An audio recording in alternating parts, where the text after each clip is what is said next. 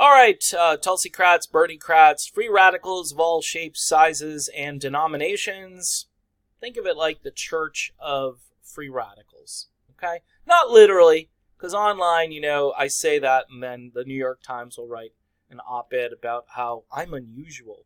I want to get the unusual. I need a Tulsi's sister last night. By the way, Tulsi's sister, if you watch my video, if you're watching these, I want a t-shirt. I want to wear it in the video that says I'm an unusual American. I'll pay for it.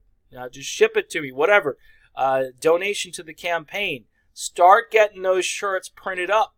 You're going to make some serious coin for the campaign, and I can, be your fashion guy here on YouTube, ahead of the curve. Maybe I should make my own. I don't know, but during the debate last night, she tweeted out the I'm an unusual American t-shirt. And by the way, look, if you want to make fun of deplorables, Tulsi Gabbard addressed that, by the way. I'm not a deplorable. You're not a deplorable. Whether you voted for Trump or not, there's a mentality. And Elizabeth Warren, by the way, looks at people in different ways. Like some are deplorable and some are enlightened, like I am. You know what I'm saying? And this TYT channel, by the way, has gone completely off the rails. Essentially, again, going toward the Hillary Clinton light. You know what I'm saying? Or darkness. And I don't know. What is truly independent and progressive? Supporting Elizabeth Warren? No. It's either Tulsi Gabbard or Bernie Sanders. They're different. We found out last night that Tulsi isn't for some of the economic ideas that Bernie Sanders is for. She's got her own ideas. Some people don't like that. Some people want her to walk in lockstep with certain progressive commentators or a certain set of beliefs. And if you're not checking every box, then you're really not a true progressive. And we're going to litmus test you. Are you tribal? Do you want to impeach Trump? How come you're not excited about impeaching Trump? How come you're not Tom Steyer? That's why I'm afraid. And by the way, Steyer last night, he probably did well. I mean, I watched, when I say he probably did well, from a debating perspective, he was coherent. He's far more cognitively alert than Joe Biden. And people are going to say, hey, why not this guy instead of Biden? Who, again, words were kind of blurred and running together, and there was some slurring going on a couple of times. I mean, that might be, I've done this in videos where I have a bunch of thoughts, and then when I try to say the words, they kind of come out jumbled because I'm so excited to say whatever it is that I'm saying. Tulsi Gabbard here had just challenged Elizabeth Warren on Syria, regarding the regime change war. Warren, of course, did the dodge, did the dance, talked about, I don't know, I have to talk to generals. I have to see what's going on the ground. Okay, nobody is more knowledgeable on the stage than Tulsi Gabbard. And this little exchange, what's coming next, is, for me, the best moment of this entire debate. By the way, Tulsi Gabbard had about 6 minutes worth of airtime. 3-hour debate, 6 minutes. Folks, there's got to be another way. There's got to be a third way. And I'm laughing because this is not how we pick a president. This is a dog and pony show. And by the way, sponsored by companies like McDonald's, who underpays their workers, and Pfizer, who has pretty much been at the forefront of the opioid crisis. All right, let's hear from Tulsi as she annihilates little Mayor Pete. So really what you're saying, Mayor Pete, is that you would continue to support having U.S. troops in Syria for an indefinite period of time to continue this regime change war that has caused so many refugees to flee Syria, that you would continue to have our country involved in a war that has undermined our national security. You would continue this policy of the U.S. actually providing arms and support to terrorist groups in Syria, like al-Qaeda, HTS, al-Nusra, and others, because they are the ones who have been the ground force. Okay, right there, That was such a large truth bomb. And I don't think people understand how big of a truth bomb that was that went off. This guy here is, what is he, former Navy? I know he's former military. And he stressed that, by the way, when I served, and he did this long spiel about his qualifications. By the way, he does kind of look like Alfred E. Newman. So, make fun of Trump all you want on that, but it just, I'm just noting this. And during the entire debate, he was way more animated than his casual sort of deep state CIA self. And of course, he's gay. So you got to vote for him because he's gay. You don't vote for him because he has the qualifications. He's currently running a city into the ground, from what I understand, or at least really not paying much attention to all of the rampant poverty and all of the problems. When you're a mayor of a city here in the United States, you typically are going to be running into problems that people can cite on the debate stage. Whereas if you're a senator, you kind of can be above that. A city, you can kind of see all the warts and the problems. And this guy, I think, runs from that disadvantage. I mean, you've got to be a bang-up mayor doing a bang-up job in order to get any sort of traction with voters who are going to look at your record in the city and say, oh, you gentrified. Oh, you did the typical thing. You made the downtown all nice and pretty. And then, you got people who are homeless and there are syringes all over the place. And this is your definition of liberal progress. Mayor Pete is a classic MSNBC, CNN liberal. And Tulsi Gabbard is a populist who is, just look at the facial expression. Like, her whole spiel here was, you mean you're telling me that we're going to continue to arm terrorists in Syria with the hopes that they're going to topple Assad, or they're going to go on the defense for our interests in Syria. Syria is far more complicated, by the way, than what the voters are ready to absorb. So they're more inclined to hear a soundbite answer like, yeah, Donald Trump, the beginning of her spiel about Trump having blood on his hands, yeah, that's true. And the Democratic base, the voters, they're going to lap that up. That's raw meat. But when we get to the heart and soul of the issue, the complicated parts of this issue, people are going to zone. They're going to zone out. And that's unfortunate because this is the heart of Tulsi Gabbard's campaign. It's why our country is now, $21 trillion in debt, something like that, and climbing, and bloated military budgets as far as the eye can see. And nobody on this stage other than Tulsi, and sadly I have to say Bernie Sanders was not good last night on foreign policy. He had a good night as far as economic issues, but again, the foreign policy stuff, you think to yourself, really, Bernie?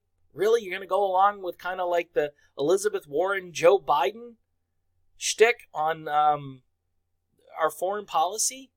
So this was a teachable moment, but I'm not sure enough people really got what was going on here. Let me roll the rest of it. In this regime change war, that's really what you're saying. As people look to this automation revolution, they look to uncertainty. They don't know how this is going to affect their jobs and their everyday lives. And I agree with my friend Andrew Yang. I think universal basic income is a good idea to help. All right. So this was interesting. I kind of rolled that through. It was just the tail end. And Mayor Pete, of course, was a deer in the headlights and gave the talking MSNBC Joe Scarborough talking points back. So here was a bit surprising because Tulsi has been talking more and more about UBI. By the way, Andrew Yang had a very good debate. Again, I don't agree with Yang on a number of things, especially on foreign policy. I think he needs to sit down with Tulsi Gabbard and say, hey, what's this whole thing? I mean, I don't even know if Yang understands the idea of a regime change war.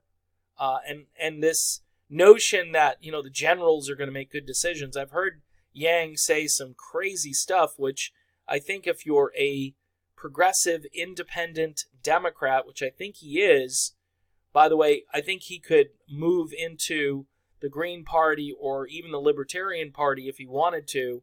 Although, again, UBI is not going to be something the Libertarians are going to be for. The point being last night is that Yang had a really good debate, and then I noticed that CNN really kind of shied away from Yang toward the second part of the debate because he was making a lot of sense, or at least he was getting his points out coherently, and he has new ideas. I like Andrew Yang, and quite honestly, if Bernie or Tulsi, weren't around, I would be interested in Andrew Yang to a certain degree. I still think at the end of it, though, you're going to have a corporatist candidate who will, neutralize Andrew Yang, and I think that's probably what's going to happen anyway. But last night, again, I think what he did was extend his life during this primary process. Some people think he's kind of like a cult figure to some degree, this cult of UBI, and the people who are in on it get it, and the other people who aren't in on it don't understand it and don't care about it. We shall see. Tulsi Gabbard says she likes it. Help provide that security so that people can have the freedom to make the kinds of choices that they want to see. I do not believe a federal jobs guarantee is the way to do that. The value that someone feels in themselves and their own lives is not defined by the job that they have, but is intrinsic to who we all are as Americans, whatever we choose to do with our lives, and we can't forget that. So that was a that was a little shot at Bernie, because Bernie believes in the federal jobs guarantee. I know, again, she's going to take a bunch of crap from Bernie supporters because she doesn't agree with Bernie on that. And from progressive commentators who have put Bernie as the gold standard, and that they do. They have. It's kind of like in the rearview mirror all the time. Well, we know this person's going to start talking about Bernie Sanders, and that's fine. I like Bernie. But Tulsi doesn't believe that the government should kind of tell you what job, because we do that right now. It's called the military. That is a federal jobs guarantee. If you want a job, join up. You qualify, join up with the military, and there's your federal jobs guarantee. A lot of people do it for the wrong reasons, and hence that's why Tulsi Gabbard is saying, you know what? We do need to build roads and do things, but we also need to allow people to dream big and do the career that suits them. So I don't know if, she kind of took that to a place that Bernie didn't even take it to. In other words, Bernie's not, I don't think Bernie is saying that I'm going to make you do job X. I think what Bernie's saying is we need good, high-paying jobs. The Green New Deal, I think, is something, if it's an actionable plan, which right now it's just rhetoric. I mean, the only people that are really doing an actual Green New Deal is the Green Party. They have an actual platform. It's in everything that they do and say, and hence the Democrats and the more progressive Democrats took those talking points and said, hey, we need a referendum, but it's a non-binding referendum. So Tulsi Gabbard's views are different than Bernie on this, and I kind of applaud her for her independence. Much like what Yang was doing during this debate, I think what's great about Tulsi and Yang and Bernie to some degree is they're their own candidates. They're not walking in lockstep with the rest of the people on that stage. If impeachment is driven by these hyper-partisan interests, it will only further divide an already terribly divided country. Unfortunately, this is what we've already seen play out as calls for impeachment really began shortly after Trump won his election. And as unhappy as that may make us as Democrats, he won that election in 2016. Okay, that's a huge thing that separates Tulsi from everybody else. The TYT gang, they were probably rolling their eyes, steam, stuff shooting out of their ears and so forth. Look, I've been with Tulsi, and it's not because I'm a former Trump guy. I just know that every time you have an issue with the president that you don't like, you're going to start talking about impeachment. And it's going to go in the media, and it distracts from all the big issues. And by the way, it's doomed to fail. It's doomed to fail. And it goes like a badge of honor on Donald Trump next fall when he can run his whole campaign based on the fact that everybody's out to get him. And he can say, look, I sent a memo out, whereas you got Hunter Biden taking on the take for 50 grand and the New York Times saying, I don't see any problem with that. I don't see any conflict of interest. It's called nepotism, people. It's pretty, and by the way, I think Ivanka Trump and Jared Kushner are probably involved with nepotism, but nobody wants to go after them. And I think the reason they don't want to go after them is because they're actually New York, Manhattan liberals who are, basically hiding behind Donald Trump. And they probably think, well, if Trump wasn't around, his kids, or at least Ivanka and Jared, are okay. Those are the kind of people, by the way, that they hang out with. Jared and Ivanka. Those are the kind of people. They don't hang out with, Jerry Falwell Jr. So I'm just throwing that out there.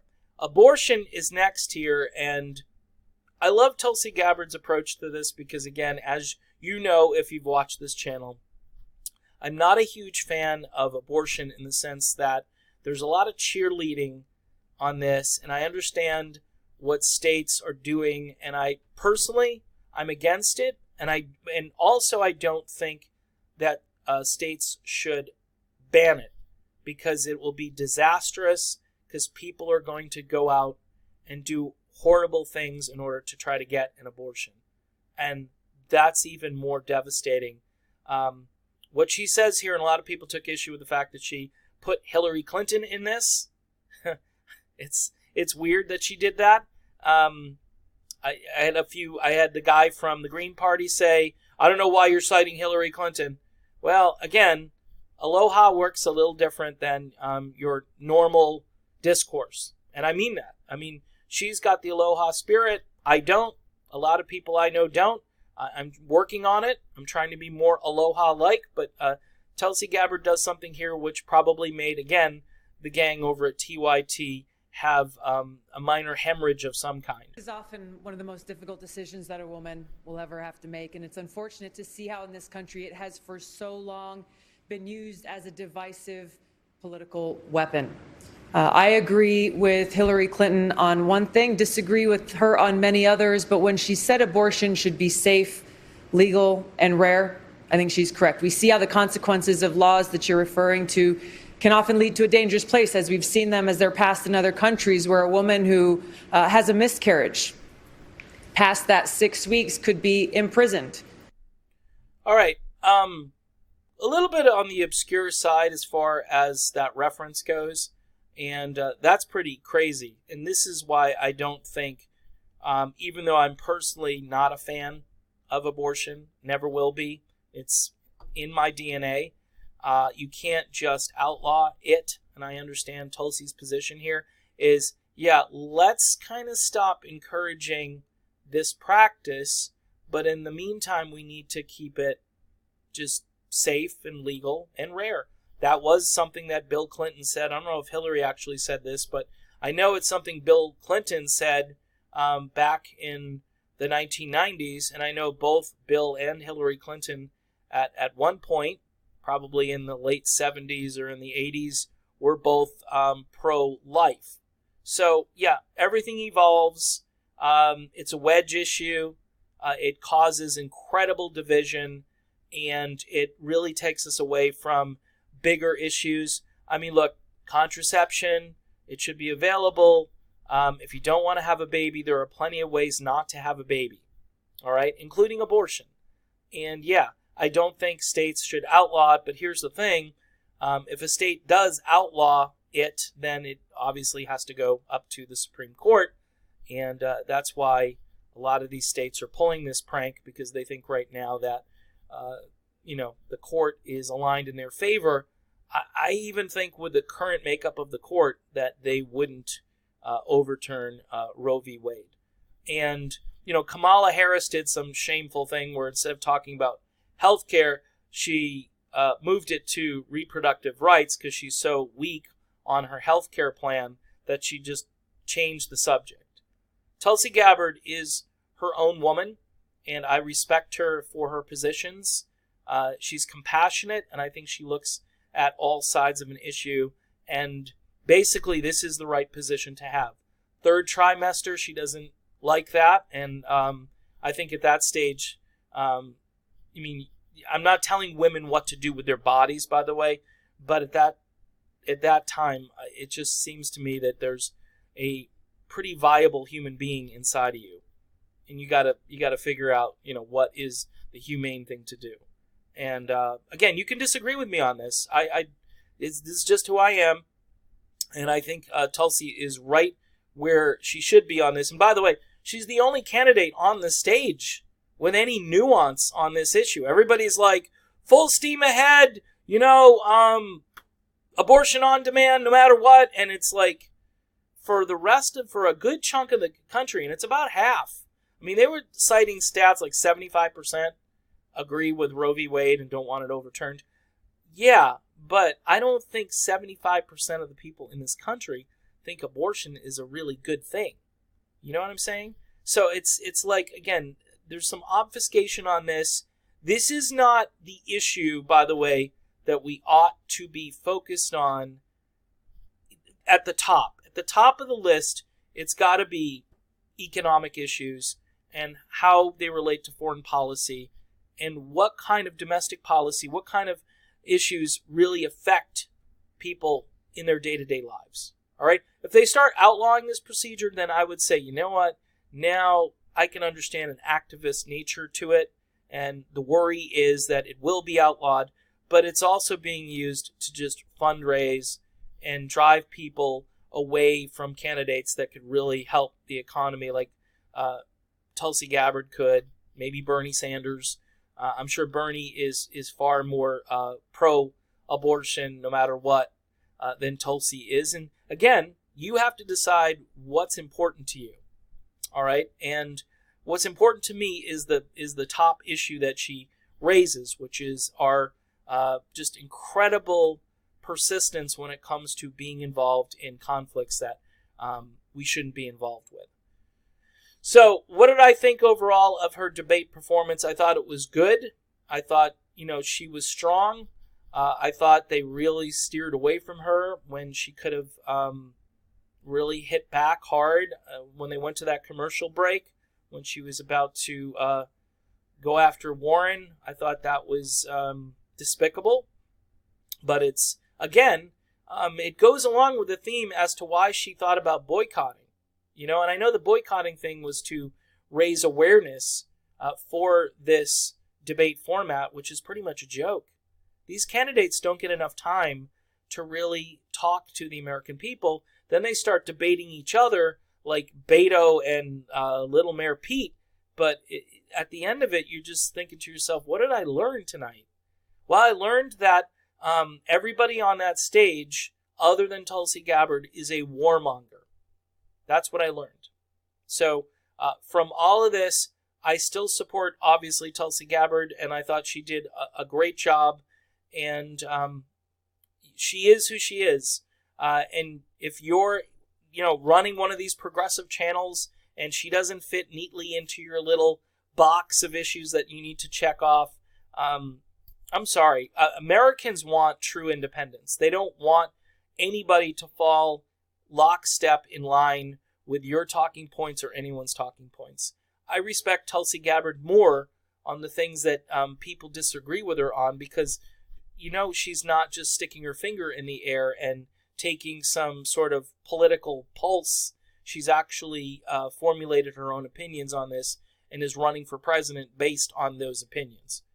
So a good night for Tulsi, another lousy night for CNN. And just, again, the mainstream media in general doesn't really do much in the way of helping us educate voters and helping voters decide who to pick for this. So anyway, that's my video on this topic. Thanks for supporting the channel. You can do so, by the way, via Patreon. There is a logo at the top right of the YouTube banner. You can click on that. $1 a month, $2 a month, whatever it is you can afford. I do share that with my music channel. So if you see music stuff, don't be alarmed. it is okay. And you can do one-time PayPal donations. My email is out there. I will put it in the description of this video. Again, thanks for watching. We will talk soon.